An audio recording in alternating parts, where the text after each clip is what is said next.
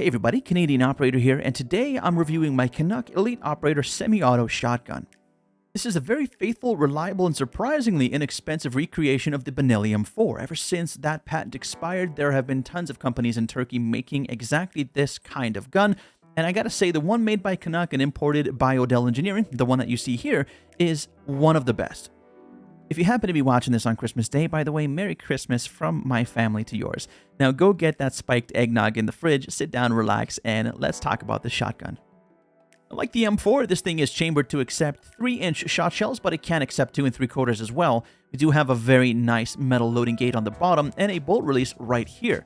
Now, of course, we do also have a crossbolt safety, which is very crisp and easy to use. Pushing it from the right to the left will make the gun hot, and from the left to the right will engage your safety. The trigger itself is very pleasant to use, and there's very little travel. There's hardly any uptake, the brake is very crisp, and the reset is only about 2 or 3 millimeters, if that. The action is very smooth, especially when it's well oiled, but I'd still recommend a couple of 100 rounds of buckshot before firing lighter loads to break in the gun. The stock is very Benelli-esque, and it does have a very nice butt pad on the back, although for me it does feel like it's a little bit too firm. Nevertheless, it will do a pretty good job at absorbing a lot of the recoil that you'll inevitably feel firing this shotgun.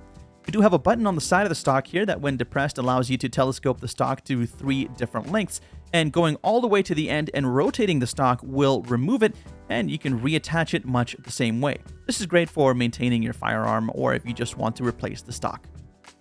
And while we're talking about comfort, let's talk about the pistol grip. It's not rubberized like on the M4, but it's an adequate size for larger hands and allows for pretty good reachability into the trigger guard with your index finger.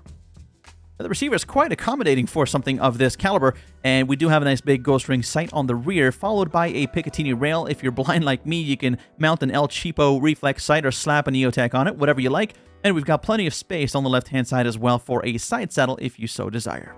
The forend, unfortunately, is where things kind of start to feel a bit cheap with that big plastic handguard, but fortunately, there's a really nice metal sling mount in front of this thing if you want to take this thing out hunting. My only other gripe has got to be that tiny little charging handle, but I have a feeling my gigantic meaty hands are actually to blame.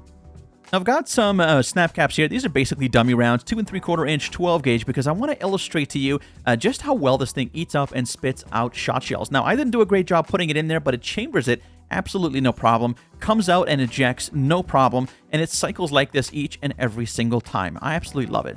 So we do have a 5+1 magazine there. Of course, you can extend that, but that's not legal in Canada, so just beware of that. And we do have the same Argo system as found on the M4. The trigger is, again, very nice and crisp, and the ergos are fairly comfortable for this price range. So I gotta say, I'm really happy with this, and I would wholeheartedly recommend it to anyone who's looking for a Benelli M4, but also doesn't want to pay Benelli M4 prices. Thanks for watching, everybody. We'll see you in the next video.